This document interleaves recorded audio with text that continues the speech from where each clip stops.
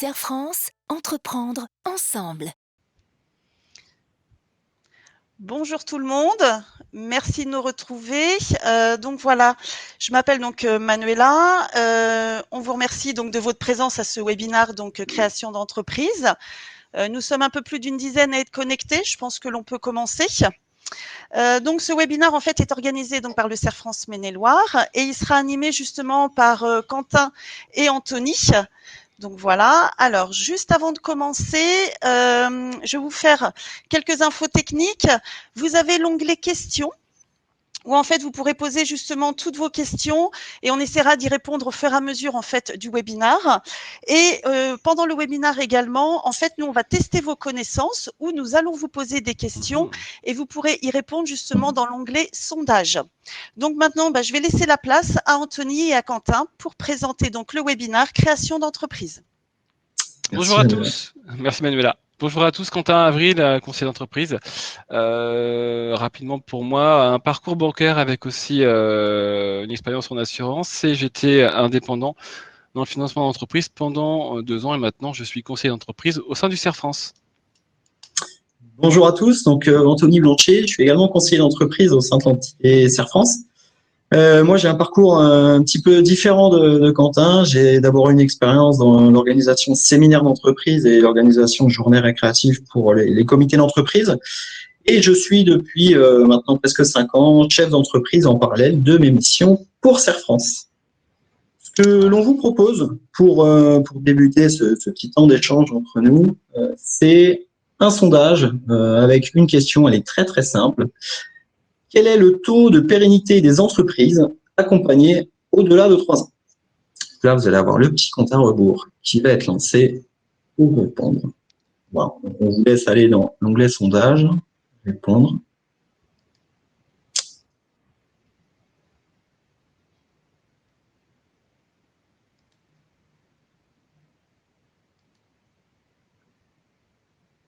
Est-ce que c'est bon?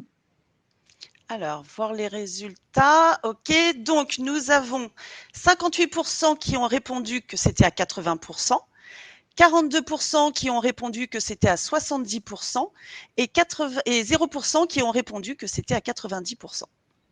D'accord. Donc globalement, c'est plutôt pas mal. La bonne réponse, c'était 80%. Donc globalement, vous avez bien perçu en fait l'idée que être bien accompagné dès le départ au niveau de votre projet, c'est quelque chose de primordial. Voilà, les chiffres le montrent. On est vraiment dans une statistique qui est relativement importante. Au niveau de votre projet, ce qu'il va falloir prendre en considération pour vraiment débuter maintenant ce temps d'information, on va avoir déjà une première partie sur le porteur de projet. Forcément, on ne va pas se focaliser uniquement sur votre projet. Vous allez avoir, en tant que personne, un rôle important à jouer dedans. Premièrement, il va falloir prendre conscience que votre vie, elle va évoluer. Vous allez passer dans la sphère de chef d'entreprise, donc il va y certainement y avoir des contraintes en plus, un rythme peut-être de vie différent qu'il va falloir faire adhérer également à votre entourage personnel. Ça, c'est pas forcément toujours une chose qui est toujours très bien vécue. Il n'existe pas de profil type pour les créateurs d'entreprise. On peut très bien être passionné par les chiffres ou pas. L'expérience métier va être, à notre sens, un élément quand même qui va être important et qui va venir justifier en fait la cohérence entre votre projet, ce que vous souhaitez faire, ce que vous souhaitez mettre en place, et vous personnellement. Voilà. Donc on n'a pas de profil type vraiment pour rentrer dans un process de création d'entreprise à proprement parler. 2 petites questions clés. Suis-je fait pour vendre mon produit? C'est ce que je viens de vous dire. Au niveau de la cohérence entre la personne et votre projet, est-ce que je suis la bonne personne pour mener à bien ce que j'ai envie de faire? Et puis, avoir une petite prise de recul, on va dire, sur ses points forts, ses points faibles. Ça peut être une bonne idée. C'est toujours bien perçu également de savoir faire un retour sur soi-même. C'est surtout pour savoir sur quel point est-ce que je vais devoir m'améliorer ou acquérir peut-être d'autres compétences pour mener à bien mon projet. L'objectif, il est plus que très simple, c'est de savoir convaincre mes futurs partenaires, ceux qui vont m'entourer pour mener à bien l'ensemble de ma création et pour pouvoir faire adhérer l'ensemble de mes partenaires. Merci Anthony. De rien, Quentin. Je te laisse avancer sur la prochaine diapo pour le Exactement. projet. Merci. Alors, votre projet, forcément, vous devez le définir. Vous devez définir en fait un besoin identifié. Donc, votre besoin, c'est votre offre, idéalement dans un secteur que vous maîtrisez. Là, on a une importance de la cohérence du CV, du diplôme et du projet. C'est-à-dire que quelqu'un qui a un CV qui n'est pas lié à son projet, il faut qu'il raccroche une expérience, un stage, voilà, ou une expérience sur du court terme, mais quelque chose qui va raccrocher son projet. Le secteur d'activité, si vous avez défini votre secteur d'activité, qu'est-ce que vous avez de plus que vos concurrents? Quel est votre potentiel sur ce secteur-là? Il faut vraiment identifier une offre et après se différencier. Est-ce que vous êtes tendance? Est-ce que ce que vous amenez va faire en sorte que les gens vont s'intéresser à votre produit? Et est-ce que votre offre peut être évolutive? Est-ce qu'on peut s'adapter avec une offre de départ qui va satisfaire la majorité des gens et une offre qui va pouvoir évoluer aussi pour satisfaire d'autres types de clients? Est-ce que tu peux avancer, s'il te plaît? Merci. On parle d'activité économique. Il y a des secteurs qui sont en développement. On parle des marchés axés vers la préservation de la planète. Aujourd'hui, le principe de l'économie solidaire, le bio, c'est quelque chose qui intéresse aujourd'hui les gens. Donc, raccrocher son projet à préservation de la planète, c'est quelque chose qui est tendance. On peut avoir un métier basique, mais le faire évoluer vers ça. Personnaliser les besoins, répondre à un besoin vraiment précis, être sur un marché de niche, c'est aussi quelque chose qui aujourd'hui attire bon nombre de clients. Il y a des métiers qui sont aujourd'hui en développement, de par la crise contexte du Covid, manager en transition, la cybersécurité qui est très importante, l'immobilier qui est toujours un domaine d'activité importante, service à la personne, la relocation de par la grande mobilité des gens, nettoyage. On en parle avec la Covid-19, développement, le monde du web aussi, parce que notamment les commerçants ont dû aujourd'hui avoir une offre de click and collect, avoir un site mis à jour, les nouvelles mobilités et enfin la rénovation énergétique. Voilà. Est-ce qu'il y a des questions sur cette première partie? N'hésitez pas, hein, vraiment, ça doit être presque un temps d'échange, même si on est chacun chez soi. N'hésitez vraiment pas avec l'onglet questions, on essaiera de répondre le plus de questions possible et répondre justement à toutes les questions. Pas de questions? Voilà. Et sinon, vous mettez-les de côté pour la fin, sinon.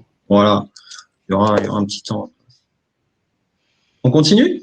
On continue.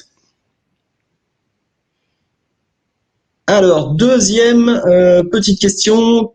Quelle est la principale cause d'échec des créations d'entreprises?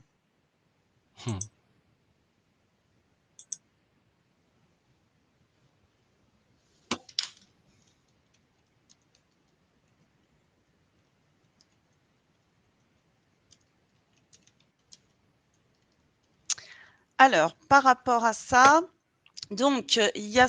Alors, j'attends un petit peu que les votes se finissent, ça bouge encore. Donc, voilà. Alors, il y a à peu près… Donc, il y a 77% des personnes qui pensent que c'est un mauvais démarrage de l'activité, 14% qui pensent que c'est la concurrence et 7% que c'est le manque de compétences en gestion. Donc, voilà. Je fais la réponse, Anthony? Allez, vas-y, je te laisse faire audio. Eh ben, voilà, c'est le manque de compétences en gestion. C'est vraiment aujourd'hui une grosse priorité. On peut être dans un domaine hyper concurrentiel et pour autant très bien réussir. Tout à l'heure, on parlait de l'immobilier, des agents immobiliers qui s'installent, il y en a plein. Et pourtant, le marché est saturé, donc on peut y arriver. À être bon gestionnaire, ça ne veut pas dire forcément être bon en soi au départ. Ça veut dire être accompagné, avoir les bons outils de gestion. Et aujourd'hui, un cabinet d'expertise comptable peut le faire, peut vous donner les moyens d'être bien accompagné. Merci Quentin pour ces précisions. Allez, partie suivante. Donc les étapes. Quand on commence vraiment le process de création, il faut avant tout partir d'une idée. La création, elle vient en premier lieu d'une idée. L'idée, elle peut venir soit d'une alternative, c'est de se dire peut-être que là, je ne sais pas quoi faire de ma vie et il va falloir que je donne un sens vraiment à mon orientation professionnelle, donc il va falloir que je crée quelque chose. C'est une des raisons qui pousse également des créateurs à créer quelque chose, mais ce n'est pas forcément la raison première. On a certainement la réelle envie depuis plusieurs mois, plusieurs années, éventuellement d'un métier passion, de créer quelque chose. Mais l'alternative, elle est quand même différente. Après, on a le concept. Le concept, soit l'innovateur, dans ce cas-là, on va avoir l'importance de la communication pour faire connaître ce concept. Là, on n'est pas encore dans une phase de projet, on est vraiment dans une volonté d'émettre une idée, un projet. Quoi qu'il arrive, de toute manière, la communication, il faut la budgéter dans un prévisionnel. Voilà. Souvent, on sous-estime cet aspect de communication.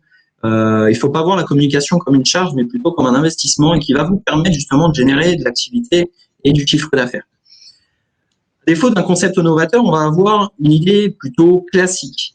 Et là, la communication va également avoir son rôle à jouer puisqu'il va falloir se démarquer d'un éventuel produit concurrent qui peut être à 2 rues voisines de chez vous. Et en gros, pourquoi les clients viendraient chez vous acheter votre produit alors que on peut avoir le même de l'autre côté de votre rue. Voilà. Donc ça, c'est vraiment des idées à mettre en place quand on réfléchit à son projet de création et identifier vraiment son concept et son idée. Est-ce qu'elle est en adéquation avec le marché? Est-ce qu'il y a eu des besoins d'identifier? Voilà. Est-ce qu'elle correspond à un besoin? Ben oui ou non. Si c'est correspondre à un besoin de 2 personnes, parce qu'il y a 2 personnes qui m'ont dit, ben tiens, il manque ça dans notre territoire, est-ce qu'on peut appeler ça un réel besoin? Je ne suis pas sûr. Voilà. L'idée aussi d'associer une étude de marché un peu plus complémentaire et de vous faire accompagner sur des éléments qui pourraient nécessiter justement plus de connaissances sur le territoire, sur qui sont vos clients, qui peut acheter votre produit. La suite des étapes clés, on est sur savoir pitcher son projet. Ça, c'est un des éléments importants. Quelqu'un qui ne connaît pas, qui ne maîtrise pas et qui ne sait pas piloter son projet pourra difficilement véhiculer sa volonté et ses motivations. Ça, c'est presque impossible. Nous, le pitch, on vous aide à le préparer, à vous donner les éléments vraiment qui vont permettre de convaincre vos éventuels clients, mais également vos éventuels fournisseurs et surtout vos partenaires, de vraiment vous accompagner et travailler avec vous. Et ça, à partir du moment où on est capable de déterminer, de commenter, d'argumenter son projet, c'est déjà une très grande partie du boulot de fait dans la création. Je te laisse, Quentin, présenter l'étude de marché. Je te remercie, Anthony. Allons-y. L'étude de marché est fondamentale parce qu'elle vous donnera des critères pour définir mieux votre projet, ce que vous allez vendre, et étudier mieux votre concurrence et adapter votre offre. Elle doit être faite par une démarche ordonnée et structurée. Il faut faire un travail de recherche. Donc c'est de la curiosité en fait. C'est de la recherche sur Internet, c'est de la recherche sur le terrain, c'est des rencontres. C'est ce qui va définir votre marché, votre ville, vos besoins et aussi vos acheteurs. Leurs besoins, les tendances, les évolutions, connaître les concurrents, quelles sont les offres, qu'est-ce qu'ils font de différent, pourquoi ils les font de manière différente, pourquoi ils sont plus ou moins chers. Vous aurez comme ça une cohérence de votre prix, mais surtout votre prix derrière par rapport à vos produits. Connaître son environnement réglementaire, c'est une base qui est indispensable. On voit des porteurs de projets qui connaissent pas la réglementation. La réglementation va impliquer forcément des assurances, donc des coûts chiffrés et des locaux des fois adaptés qui sont aussi des surcoûts dans le cadre de la création. Vignette suivante, s'il te plaît. Oui, je n'arrive pas à... Voilà, très bien. Merci, monsieur. Définissez votre stratégie, votre mix marketing, votre produit. Quel produit ou service allez-vous proposer à vos futurs clients? Donc, il faut le définir éventuellement les différentes offres, votre prix. On l'a dit tout à l'heure, on le définit par rapport à quoi? Par rapport à notre environnement. Aujourd'hui, dans mon entreprise, j'ai des charges, j'ai un fonctionnement, j'ai des fournisseurs, j'ai une marge que je dois appliquer, je vais pouvoir définir mon prix par rapport à la marge que moi je veux réaliser. Attention, dedans va rentrer aussi la distribution. Comment je vais le vendre? Est-ce que je vais avoir des frais pour vendre mon produit? Dans ces cas-là, il faut l'inclure dans sa marge. Est-ce que j'aurai des frais pour communiquer sur mon produit? On l'a dit tout à l'heure, Anthony l'a très bien dit, la communication est essentielle sur un démarrage. Donc, il faut aussi qu'on en tienne compte pour définir sa marge et effectivement avoir à la fin pour vous un résultat suffisant pour vous donner une rémunération correcte et payer votre remboursement de prêt s'il y a lieu.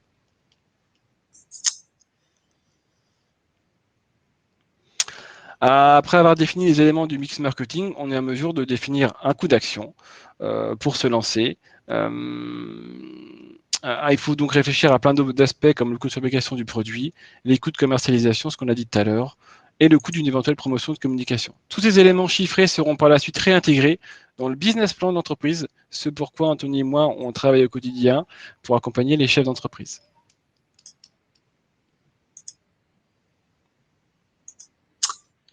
Alors, le budget prévisionnel. Bon, on parle souvent de budget prévisionnel, c'est souvent un terme qui peut faire peur.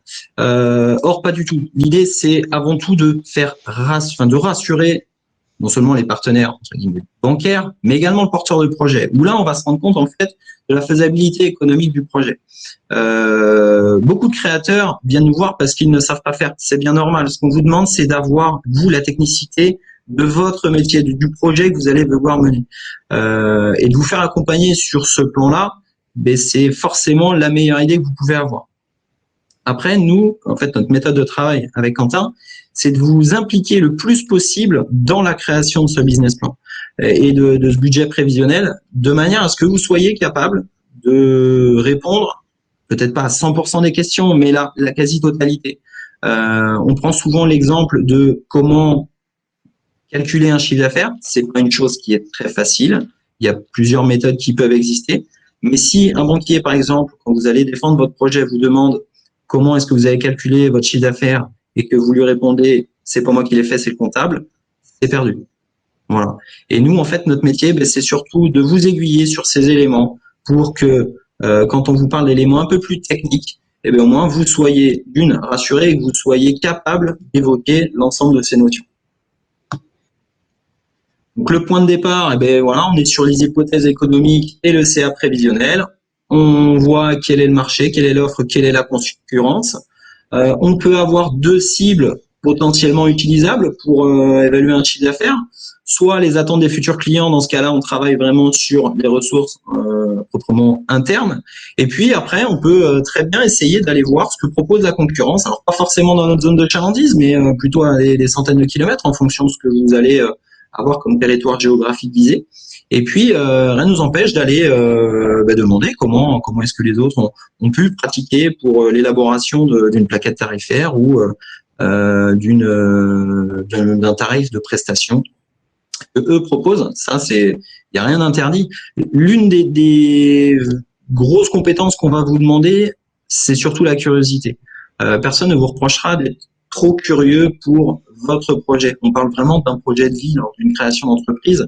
Et si vous ne maîtrisez pas votre projet dès le début, votre métier de chef d'entreprise, il commence vraiment dès le départ. C'est pas à partir du moment où vous avez un commerce et que vous mettez la clé dans la serrure la première fois que votre métier commence. On est vraiment là déjà dans votre travail de chef d'entreprise.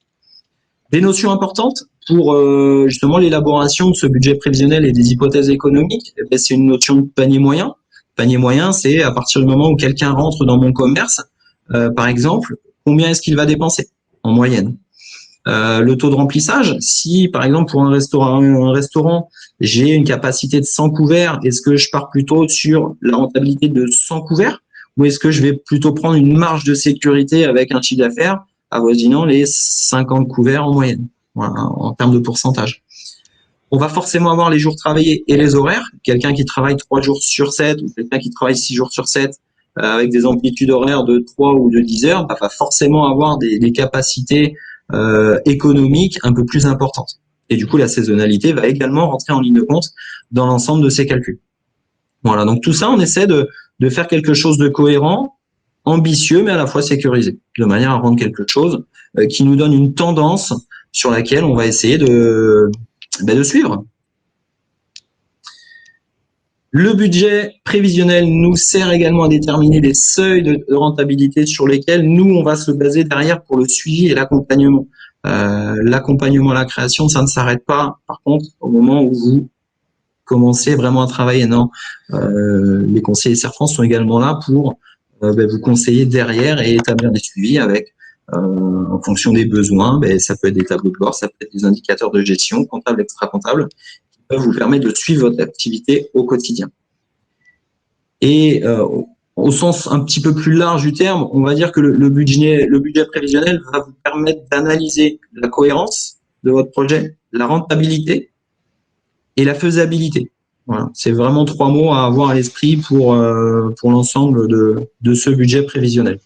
Voilà, encore une fois, rassurez-vous, on est là pour vous aider à construire. On ne le fait pas tout seul. On ne vous demande pas de le faire tout seul. Il y a vraiment une co-construction et une co-conception de ce budget prévisionnel. Voilà. L'idée, c'est qu'on a tous à y gagner en travaillant ensemble là-dessus. Est-ce qu'il y a des questions sur cette partie un petit peu plus longue par rapport à la première? C'est vrai qu'il y a quand même pas mal d'informations. L'idée, c'est si jamais il y a des questions, oui, il y en a peut-être. Il y en a en cours, ouais. Il y en a une sur le juridique, sur les structures que tu aborderas tout à l'heure. D'accord. Pas d'autres questions? Eh bien, relais jeunesse. Allez, c'est parti. Slide suivante. Un petit sondage. Un petit sondage à nouveau. L'assurance responsabilité civile professionnelle est-elle obligatoire? Très bonne question.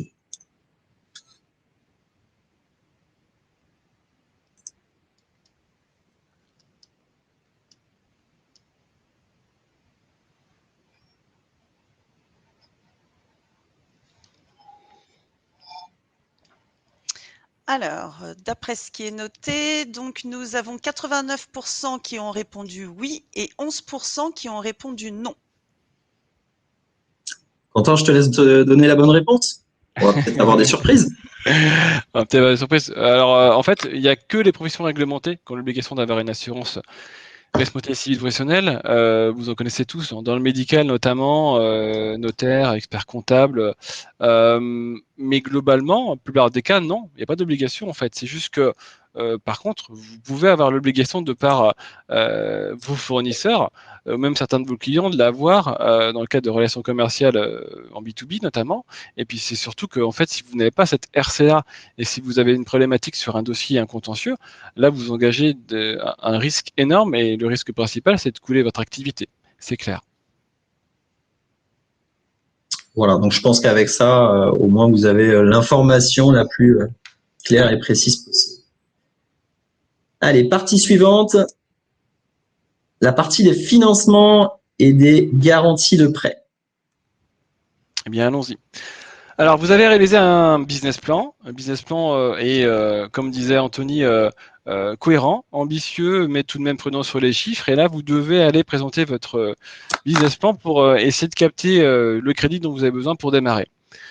Moi, je dis souvent à mes porteurs de projet, on passe de la phase à je présente mon projet, je suis là pour convaincre, et si le business plan est bien fait et si vous avez des bons arguments et que vous connaissez vos chiffres, vous passerez dans une phase où ce sera les banquiers, ou du moins les interlocuteurs en face, qui auront envie de vous avoir comme client parce qu'ils se diront celui-là ou celle-là, il faut que je laisse, c'est un client qui va réussir.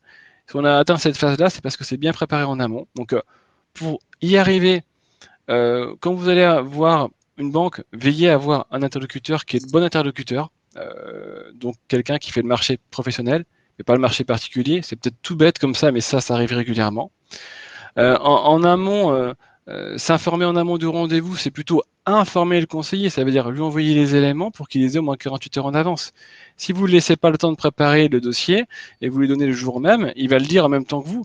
La problématique, c'est qu'il aura certainement des questions après votre rendez-vous et vous ne serez pas en direct pour les traiter. D'accord? Donc là, c'est aussi veiller à envoyer en amont, je pense que c'est important. Suivante, s'il te plaît. Les aides à la création, donc, elles sont nombreuses. Il y a des solutions qui sont alternatives au financement bancaire. La première solution alternative à demander à la banque, c'est déjà votre apport. Ce que vous mettrez dans l'entreprise, c'est vous qui trouvez une autre solution. Et après, il y a aussi des prêts aidés. Certains connaissent l'ADI sur Angers. La NEF, c'est une banque à vocation solidaire. Donc, il faut que votre projet soit solidaire, qui est basé à Nantes. Initiative Anjou est très bien connue sur le secteur avec des prêts aidés. Les Cigales, c'est des associations particuliers qui font des petits apports complémentaires dans le capital de société sur Angers. Il y a le financement participatif avec ce qu'on appelle le crowdfunding aujourd'hui, qui se développe beaucoup aussi. Ça permet aussi de faire une communication, parce qu'en faisant ça, vous communiquez sur les réseaux sociaux, qui peut être aussi bien. Et il y a les business angels. Les business angels sont plus réservés pour des startups qui ont besoin de fonds importants. Ce sont d'autres chefs d'entreprise qui ont des liquidités et qui sont prêts à les investir dans des projets qui leur semblent rémunérateurs. Donc il y a forcément un retour sur investissement. C'est des solutions complémentaires à un partenaire bancaire. Ça peut être aussi une étape pour avoir un prêt bancaire. Le banquier peut vous dire, par exemple, moi, je suis prêt pour vous suivre, par contre, à hauteur de temps. À vous de trouver la différence, à vous de vous engager pour avoir cette différence.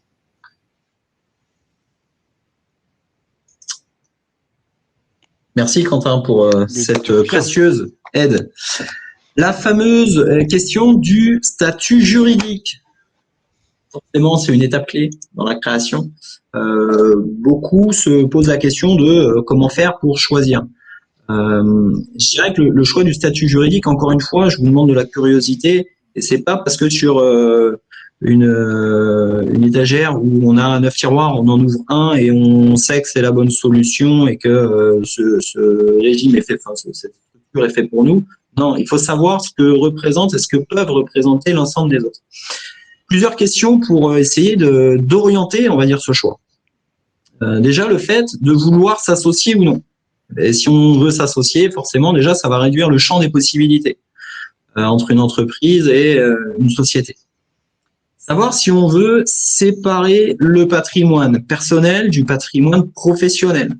Voilà, ça peut parfois être une des volontés premières de certains créateurs de dire, ben non, moi, tous mes biens personnels, je ne veux surtout pas les inclure dans l'ensemble de la prise de risque, puisque mine de rien, le risque, il est associé également à ce projet. Donc voilà, là-dessus, il y a des solutions. L'ampleur économique du projet. Si on prévisionne un chiffre d'affaires aux alentours de 5-10 000 euros et un chiffre d'affaires de 100-300 000 euros, ben on sera peut-être pas forcément sur les mêmes données économiques, et notamment en termes de risque. Donc il va peut-être falloir aussi également choisir le statut juridique en fonction de cette ampleur économique. Le régime social, le régime fiscal, il en existe plus d'un sur le niveau fiscal. Le régime social, est-ce que je veux être un travailleur salarié? Est-ce que je veux être un travailleur non salarié qui s'associe également avec la couverture sociale dédiée? Voilà, beaucoup de questions qui vont rentrer dans ce différent choix. Et encore une fois, on est là pour vous guider dans ce choix. Ces questions, on se les pose ensemble, on y répond ensemble. On n'est pas là pour décider à votre place, on est là vraiment pour vous accompagner. Les activités réglementées, eux, par exemple au niveau du tabac, on n'a pas forcément beaucoup de choix. À chaque fois qu'on arrive dans une activité réglementée, on va arriver, je prenais l'exemple du tabac, donc là sur le format SNC, voilà, notamment. Donc voilà, c'est plusieurs petites questions qui peuvent peut-être paraître très simples, mais qui vont déjà orienter en très grande mesure le choix sur statut juridique. C'est une des questions clés, le choix juridique, mais ce n'est pas non plus l'intégralité de votre projet. C'est un choix important et à bien faire dès le départ. Le démarrage de l'entreprise. Donc là, on a passé l'ensemble des étapes et ça y est, tout est prêt et on lance l'activité. Ok, merci. Petit complément à ce que tu as dit, Anthony. De par notre action en tant que aide à la réalisation du business plan, on est aussi en lien avec les partenaires bancaires. Et des fois, un statut, c'est aussi un frein à l'obtention d'un prêt. Il y a des statuts qui sont plus privilégiés que d'autres, donc on est aussi capable de vous dire par rapport à ce que vous demandez en termes de montant de financement, ben voilà, ce statut-là est faisable juridiquement, mais peut être bloquant derrière pour un accord de prêt. Et après, c'est un échange avec les partenaires bancaires pour essayer de trouver un statut et des garanties qui leur conviennent pour que votre projet puisse venir à jour. Alors, suivi puis accompagnement. On est là aussi, une fois que c'est mis en place, une fois que vous êtes financé, que vous commencez, pour définir un besoin. Quel est votre besoin en conseil? Est-ce qu'aujourd'hui, vous êtes à même de gérer votre entreprise? Est-ce qu'aujourd'hui, vous êtes à même de gérer et de comprendre vos chiffres? Et là, on est là pour définir ensemble un suivi. Est-ce qu'on fait juste un échange téléphonique? Est-ce qu'on se voit de manière mensuelle en rendez-vous? Est-ce qu'on vous remet des tableaux de bord qu'on prend le temps d'analyser ensemble? Voilà. À vous de voir quels outils vous avez déjà mis en place et qu'est-ce que vous voulez en complément. Après, il y a toute une phase d'apprentissage aussi qui va se faire. Et logiquement, vous êtes à même de vous débrouiller beaucoup mieux ou avec moins d'aide au bout de 2-3 ans que sur votre première année de démarrage. Mais ce qui est logique. Mais c'est pas à négliger. Il y a un budget pour ça. On est toujours sur la notion d'investissement derrière pour aussi bien démarrer. Alors, l'aspect communication est vital. On le redira jamais assez, mais il faut communiquer, il faut trouver la bonne façon de le faire à des moments opportuns. Il faut être présent sur les réseaux sociaux, faut créer le buzz, faut parler de vous, vous faire voir, être dans le paysage de vos clients ou de vos fournisseurs. Euh, voilà par rapport à ça.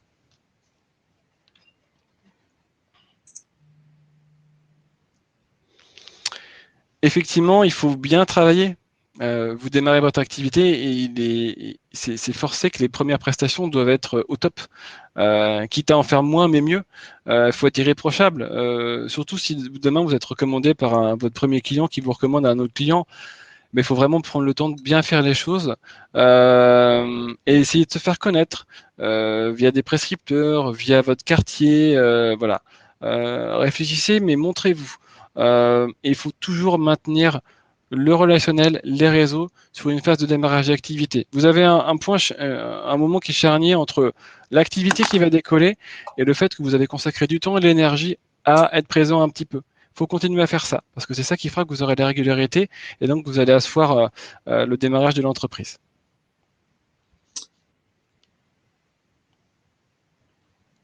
Tu en parles ou j'en parle, Anthony, du coup? Comme tu veux. Allez, vas-y, tu fais ça bien. Merci. Ah oui, super, merci. Serpence a développé quelques petits outils, notamment pour faciliter la gestion au quotidien sur certains régimes. Là, on a un outil qui va nous permettre de piloter notamment l'activité micro-entreprise et de bien gérer en fait son entreprise, son activité à faible coût et surtout de manière très opérationnelle. Voilà, donc en suivi de trésorerie, la prévision des charges, le démarrage de l'activité, comme vient de vous l'expliquer Quentin. Ça, c'est ma gestion by France.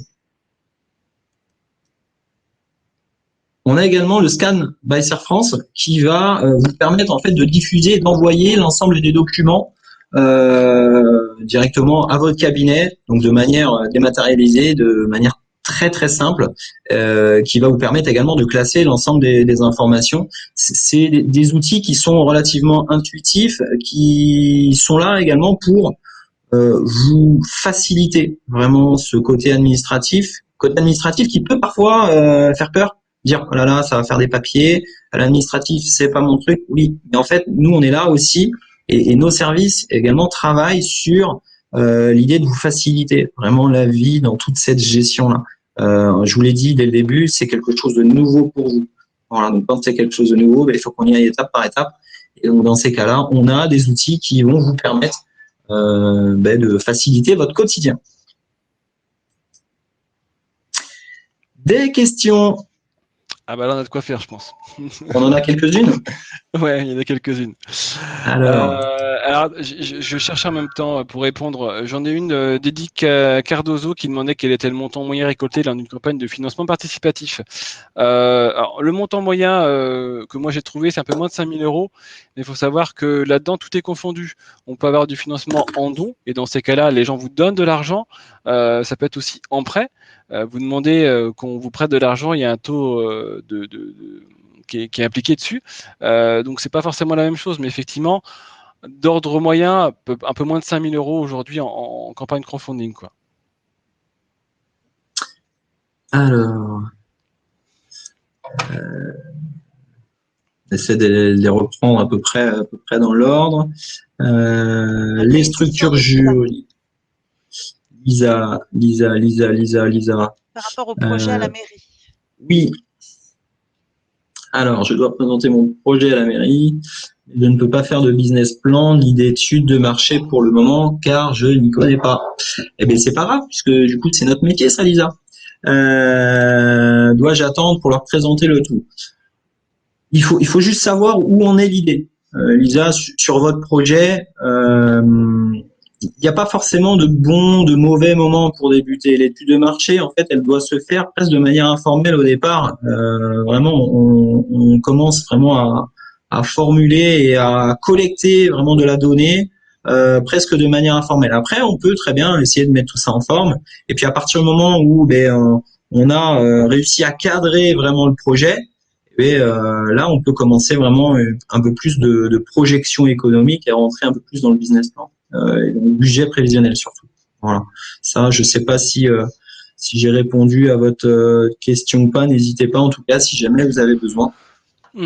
Alors, en complément, Ouais, en complément, je dirais pour Lisa, tout va dépendre de l'échange que vous allez avoir avec la mairie. Est-ce que c'est juste une présentation d'idées ou est-ce que là, vous rencontrez des décideurs pour présenter un projet? Si c'est juste un échange d'idées sur est-ce que vous pensez que ça dans la commune, ça serait bien, est-ce que vous pouvez m'aider à avoir un local, je pense que de l'évoquer comme ça, c'est déjà une très bonne chose, de vous faire connaître. Si c'est vraiment pour être aidé et être accompagné, je pense que là, il faut venir avec un minimum d'éléments, une présentation, une étude de marché et un business plan. Ouais, là, ça me semble cohérent. Donc à voir ce que vous souhaitez en faire et qu'est-ce que vous attendez en fait de la part de la mairie. Ok pour celle-ci. Alors, ensuite, il y a Laetitia. Travailleur salarié égal, partage salarial. Alors, là, pour le coup, Joker, je comprends pas la question.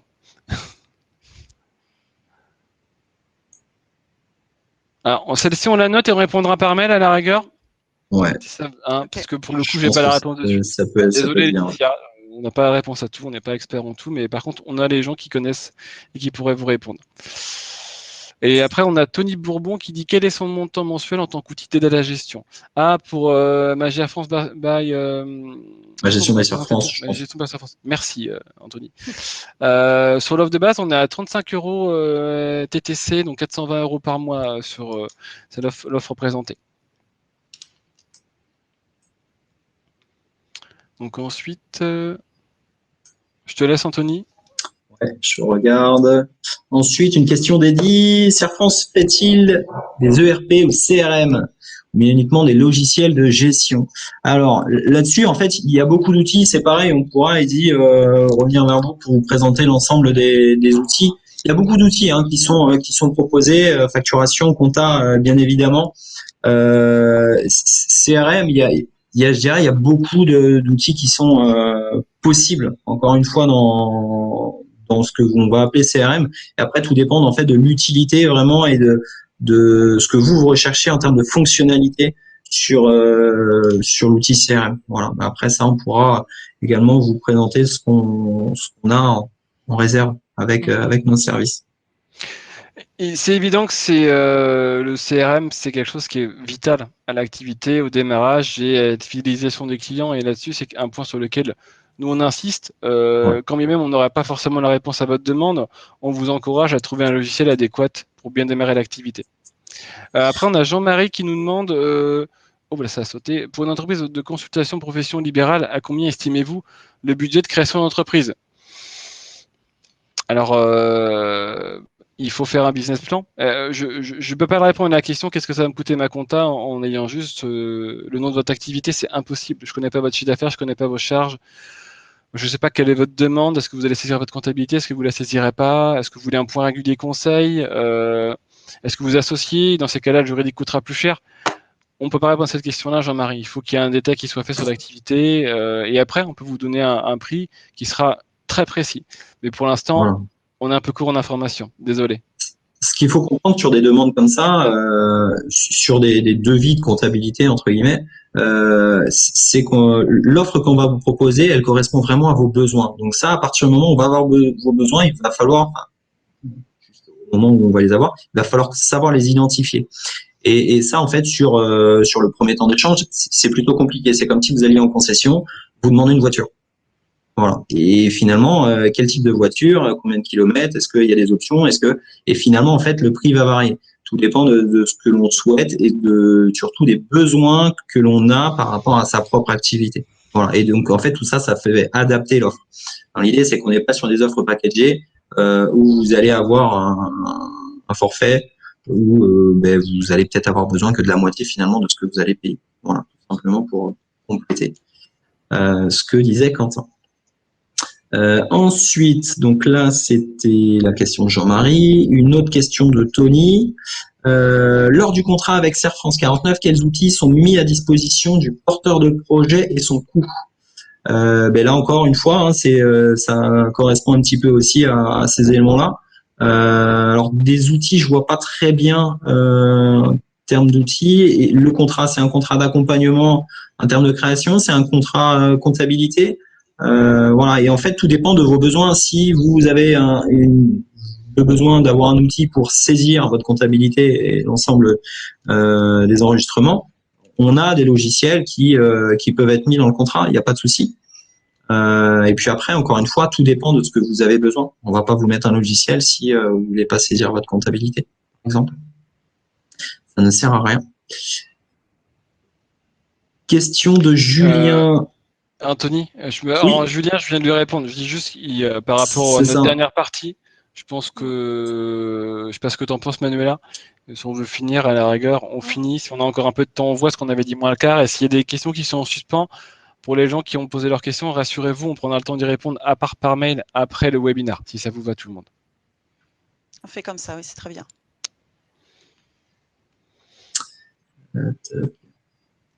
Ah ouais, Oui, très bien. Pour Julien, très bien. Oui, le point des entrepreneurs est plutôt un site où les informations sont plutôt bonnes. Voilà, il faut faire attention à ce qu'on trouve sur le net, mais le point des entrepreneurs est plutôt de référence. C'est vaste et c'est bien. Ouais. Vas-y, descends. Fais pas de choses en même temps, Tony, tu sais pas faire, tu sais bien. Okay. Là, on est...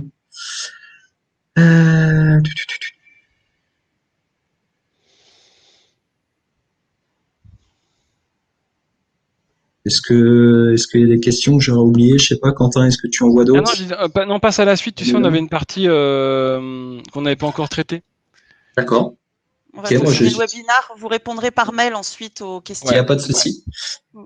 Les erreurs à ne pas commettre. Oui, parce qu'il y en a. Oh oui. Oui, complètement. Ça, ce sont que des éléments, on va dire, ultra importants. Négliger l'implication de son entourage. Ça vient aussi argumenter ce que je vous ai dit dès le départ. Négliger l'implication de l'entourage, c'est comment est-ce que l'entourage va pouvoir m'aider?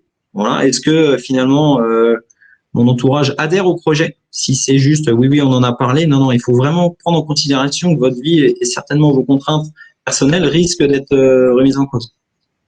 Donc ça, il va falloir essayer de remédier à tout ça et d'avoir une communication, encore une fois, plutôt claire et saine avec l'entourage. Ne pas faire d'études de marché.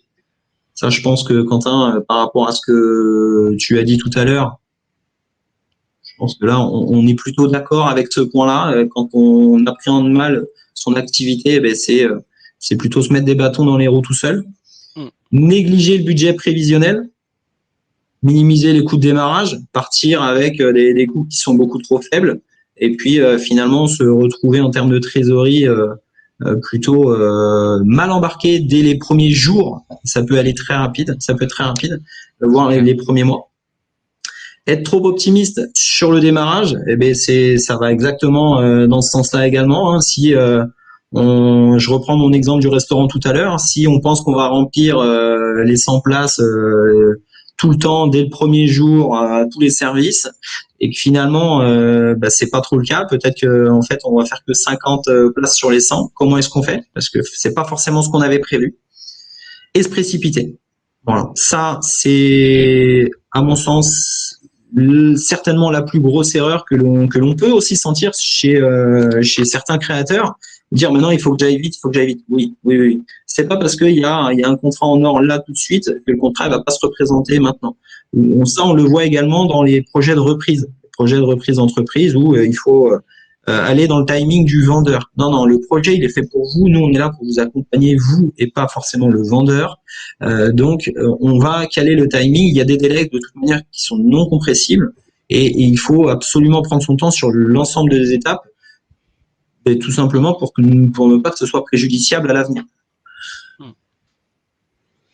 Est-ce que tu veux compléter quelque chose, Quentin, sur l'ensemble de ces données?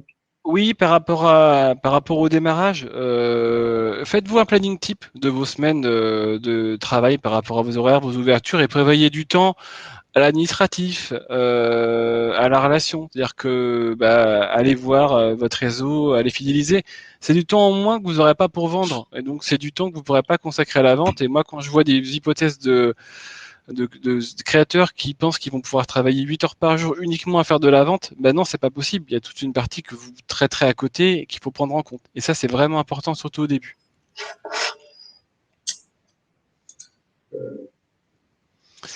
Alors du coup, les erreurs à pas commettre toujours, hein.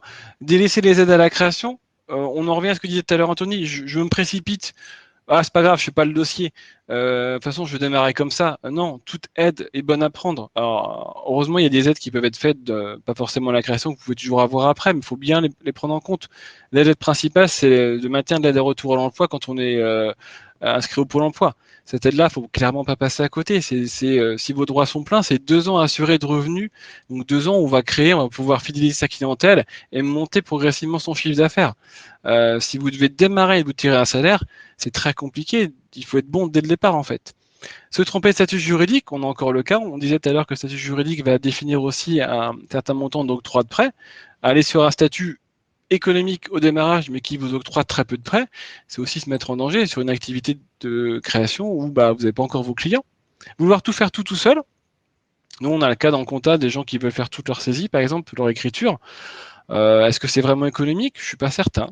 C'est mobiliser du temps sur son temps perso qu'on n'a déjà pas beaucoup quand on est créateur d'entreprise pour faire ça. Mais on peut pas toujours tout faire tout seul. On délègue, on ne demande pas à son cousin qui est dans sa première année de communication ou de graphisme de faire toute notre partie graphique. On voit peut-être avec des gens un peu plus compétents. On aura un vrai rendu qu'on paiera certes, mais qui auront peut-être plus d'impact. Et être négligent dans la gestion d'entreprise, c'est être négligent dans sa gestion et son suivi de son activité. Vous devez savoir ce que vous avez fait, pourquoi une prestation est bonne, pourquoi les clients sont contents, fidéliser, pourquoi mon premier mois de chiffre d'affaires est pas bon, pourquoi il peut le devenir. Ça, c'est une gestion, c'est une remise en cause au quotidien, et c'est une remise en cause qui se fait aussi à l'aide d'outils que nous, on va vous apporter. Voilà tout. Sur l'aspect se précipiter, il y a une erreur qui est régulièrement faite et malheureusement là elle est très préjudiciable. C'est par exemple d'immatriculer la société alors qu'on n'est pas inscrit encore au Pôle emploi. Ce qui fait que pour bénéficier de beaucoup d'aides quand même, notamment de l'aide au retour à l'emploi, il faut être demandeur d'emploi quand vous créez votre société, quand vous l'immatriculez. Si vous le faites avant d'être demandeur d'emploi, vous perdez les aides. Et là, l'administration est très claire. Et là-dessus, vous avez tout perdu. Et du coup, mine de rien, ça peut remettre en cause énormément de choses et certainement tout votre projet. Voilà, toute l'étude qu'on a fait. Vous voyez, se précipiter, des fois, ça, c'est juste sur 48 heures. Et du coup, voilà, là, on est dans une belle contrainte. Il est très certainement temps maintenant de vous remercier par rapport un petit peu par rapport à votre écoute, très certainement, l'ensemble de vos questions. On espère que vous avez eu l'ensemble des réponses, peut-être sur les sujets qui pouvaient vous intéresser. En tout cas, si c'est pas le cas, si il y a des choses qui n'ont pas été claires, n'hésitez pas à revenir vers nous. Que ce soit auprès de Quentin ou auprès de moi-même, on sera un plaisir de répondre vraiment à toutes vos questions, vos interrogations. Et puis, puis voilà, dans le suivi de l'ensemble de vos projets, n'hésitez pas à nous consulter.